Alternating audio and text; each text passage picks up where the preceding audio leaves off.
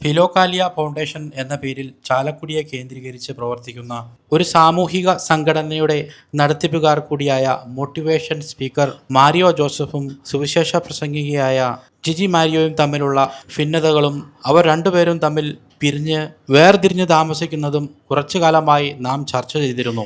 ജിജിയുടെ പരാതിയെ തുടർന്ന് മാരിയോയ്ക്കെതിരായ കേസ് എടുത്തിട്ടുണ്ട്. മാരിയോയ്ക്ക് ജാമ്യം ലഭിച്ചെങ്കിലും നിരവധി കർശന വ്യവസ്ഥകളാണ് കോടതി ഏർപ്പെടുത്തിയിരിക്കുന്നത്. ജിജിയെ കാണരുത്, ചാലക്കുടി പോലീസ് സ്റ്റേഷൻ പരിധിയിലേക്ക് പ്രവേശിക്കുകയുമരുത്.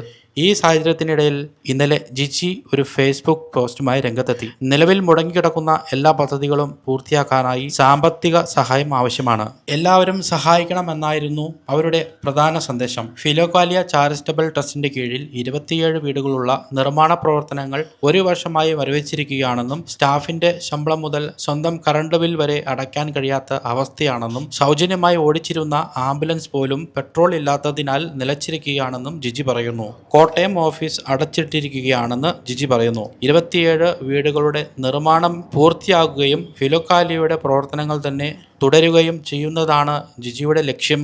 ആരെയും കുറ്റപ്പെടുത്താനും താൻ ശരിയാണ് എന്ന് തെളിയിക്കാനുമായി മറ്റുള്ളവരെ താഴ്ത്താനും താല്പര്യമില്ല എന്നും എല്ലാവർക്കും നന്മ വരണമെന്നുമാണ് ജിജി പോസ്റ്റിൽ പറഞ്ഞത്.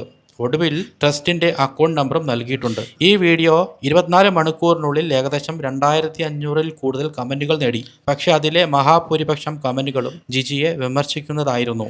തൊലിക്കട്ടി ഇത്ര അപാരം, വീട് നന്നാക്കാദ്യം, എന്നിട്ട് നാട്ടുകാരെ നന്നാക്കിയാൽ പോരെ, ആദ്യം കുടുംബ പ്രശ്നം തീർക്കൂ, പിന്നെ സാമൂഹിക സേവനം ചെയ്യൂ എന്നിങ്ങനെയുള്ള പ്രതികരണങ്ങളാണ് കൂടുതലായും കാണാൻ സാധിച്ചത്. ജനങ്ങൾ ജിജിയെ വിമർശിക്കുന്നതിന്റെ പിന്നിലെ കാരണങ്ങൾ. മാരിയോയും ജിജിയും തമ്മിലുള്ള തർക്കത്തിൽ പൊതുവെ ജനങ്ങളുടെ വലിയൊരു വിഭാഗം ജിജിയുടേതായ വീഴ്ചകളാണ് കാരണം കാണുന്നത്. മാരിയോ ഉന്നയിച്ച ആരോപണങ്ങൾ ട്രസ്റ്റിലെ പണം ജിജി സ്വകാര്യ ആവശ്യങ്ങൾക്കും കുടുംബ താല്പര്യങ്ങൾക്കുമായി മാറ്റി ഉപയോഗിച്ചു. കണക്കുകൾ പരിശോധിക്കാൻ ജിജി തയ്യാറായില്ല. തർക്കം പരിഹരിക്കാൻ ജിജി യാതൊരു ശ്രമവും നടത്തിയില്ല. ഇതെല്ലാം നിലനിൽക്കെ ജിജി വീണ്ടും പണപ്പിരിവുമായി വന്നപ്പോൾ സ്വാഭാവികമായും ആളുകൾ ചോദിക്കും. ഇപ്പോഴത്തെ കമന്റുകളിൽ നിന്നും അതാണ് നമുക്ക് മനസ്സിലാകുന്നത്. ജിജിയുടെ ആരോപണങ്ങളിൽ വസ്തുത പരിശോധിക്കുമ്പോൾ, ജിജിയുടെ പോസ്റ്റ് വീഡിയോ കേൾക്കുമ്പോൾ ആദിവാസി വീട് നിർമ്മാണം മുടങ്ങിയതിന്റെ കാരണം മാരിയോ ഒപ്പിടാത്തതുകൊണ്ടാണ് പ്രൊജക്ടുകൾ നിന്നുപോയതെന്ന് തോന്നിപ്പിക്കുന്ന തരത്തിൽ ആണ്. പക്ഷേ വാസ്തവം അല്പം വ്യത്യസ്തമാണ്. തർക്കം നടക്കുന്ന സമയത്ത് പോലും മാരിയോ ആവശ്യങ്ങൾക്കായ ഒപ്പുകൾ എല്ലാം നൽകിയിരുന്നു. ജാമ്യവ്യവസ്ഥ പ്രകാരം മാരിയോയ്ക്ക് ചാലക്കുടിയിൽ കയറാനും ജിജിയെ കാണാനും പാടില്ല. ആഴ്ചയിൽ ഒരു പ്രാവശ്യം ഒപ്പിടാൻ മാത്രം ചാലക്കുടി സ്റ്റേഷനിൽ വരാൻ കഴിയുകയുള്ളൂ. ജിജി പറഞ്ഞതുപോലെ ഒപ്പിടാൻ വന്നാൽ ജാമ്യലംഘനം എന്ന് പറഞ്ഞ് ജിജി തന്നെ പരാതി കൊടുക്കാനും സാധ്യതയുണ്ടെന്നുള്ളൊരു നിയമോപദേശവും നൽകിയിട്ടുണ്ട്. ട്രസ്റ്റിലേക്ക് വരുന്ന പുതിയ സംഭാവനകളെ കുറിച്ച് വലിയ ചോദ്യം. ജിജി ആവശ്യപ്പെടുന്ന പണം ട്രസ്റ്റിന്റെ അക്കൗണ്ടിലേക്ക് വരുന്നത്. പക്ഷേ മാരിയോയുടെ ഒപ്പില്ലാതെ ആ അക്കൗണ്ടിൽ നിന്ന് പണം പിൻവലിക്കാൻ കഴിയില്ല. അങ്ങനെ പണം ഉപയോഗിക്കാൻ കഴിയില്ല എന്ന് അറിഞ്ഞിട്ടും വീണ്ടും ട്രസ്റ്റിലേക്ക് പണം നൽകണമെന്ന് ആവശ്യപ്പെടുന്നതിൽ വലിയ സംശയകരമായ രീതിയിലല്ലേ നമുക്ക് കാണാൻ സാധിക്കുകയുള്ളൂ. ആദിവാസി വീടുകളുടെ വാസ്തവസ്ഥിതി, ഈ പദ്ധതിയുടെ പണം ട്രസ്റ്റിലേക്കല്ല വരുന്നത്. ഇത് കേന്ദ്ര സംസ്ഥാന സർക്കാരും തദ്ദേശ സ്ഥാപനങ്ങളും ചേർന്ന് നേരിട്ട് ഗുണഭോക്താക്കളുടെ അക്കൗണ്ടിലേക്കാണ് നൽകുന്നത്. ഫൗണ്ടേഷൻ 3 ലക്ഷം കൂടി കൂട്ടിച്ചേർത്ത് ആകെ തുക കൂട്ടി വീടുകൾ പണിയുകയായിരുന്നു. തർക്കം മൂലം ചില പ്രക്രിയകൾ മന്ദഗതിയിലായെങ്കിലും ആദിവാസി മൂപ്പൻ എഴുതി നൽകിയ പ്രകാരം ഇനി ഈ പദ്ധതി ജിജി നടത്തരുത്, മാരിയോ ചെയ്താൽ മതി എന്നാണ് അവരുടെ തീരുമാനമെന്നും അവർ രേഖാമൂലം അറിയിച്ചു. ഇപ്പോൾ ഗുണഭോക്താക്കളും മാരിയോയും ധാരണയിലെത്തി. പദ്ധതി ഫൈനൽ സ്റ്റേജിലാണ്. സർക്കാർ നൽകാനുള്ള പണം കിട്ടിയാൽ പൂർത്തിയാക്കാൻ സാധിക്കും. അക്കൗണ്ടുകളെ കുറിച്ചുള്ള ചോദ്യങ്ങൾ. ജിജി ഓഫീസ് അടച്ചു, അക്കൗണ്ടിംഗ് സെക്ടർ പൂട്ടി എന്നൊക്കെ പറഞ്ഞിരിക്കുമ്പോൾ അക്കം കാണിക്കുന്ന അക്കൗണ്ട് ബുക്കുകൾ അവളുടെ കയ്യിലെത്തിയത് എങ്ങനെയാണ്? ഇതിന് ജിജിക്ക് വ്യക്തമായ മറുപടിയില്ല. ശ്രുതിയുടെ വീട്.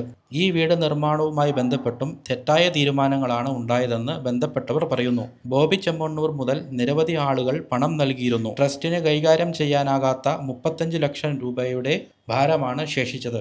ഇത് ജിജിയുടെ വ്യക്തിഗത താല്പര്യമുള്ള തീരുമാനമായിരുന്നു. മുരിങ്ങൂർ ഓഫീസ് പ്രശ്നം. മാരിയോയുടെ പേരിലുള്ള പഴയ മുരിങ്ങൂർ ഓഫീസിൽ നിന്ന് ജിജി ബഹളം വെച്ച് പുറത്താക്കിയിരുന്ന പുതിയ ഓഫീസ് അവർ എടുത്തു. ഇപ്പോൾ പഴയ ഓഫീസിന്റെ വാടക മാരിയോ അടയ്ക്കണമെന്ന് ആവശ്യപ്പെടുന്നത് യുക്തിയില്ലാത്തതാണ്. വലിയ ചോദ്യങ്ങൾ. ജിജിക്ക് മറുപടിയില്ല. കുടുംബ പ്രശ്നം എന്തിന് പൊതുവിൽ കൊണ്ടുവന്നു? ശബ്ദ സന്ദേശങ്ങളും വീഡിയോയും പുറത്തു വന്നത് എങ്ങനെ? ഫൗണ്ടേഷൻ കുടുംബമില്ലാതെ മുന്നോട്ട് കൊണ്ടുപോകാൻ ശ്രമിച്ചതെന്തിന്? ജാമ്യവ്യവസ്ഥകൾ അറിഞ്ഞിട്ടും എന്തിന് മാരിയോയെ ഒറ്റപ്പെടുത്തുന്ന രീതിയിൽ കേസ് കൊടുത്തു?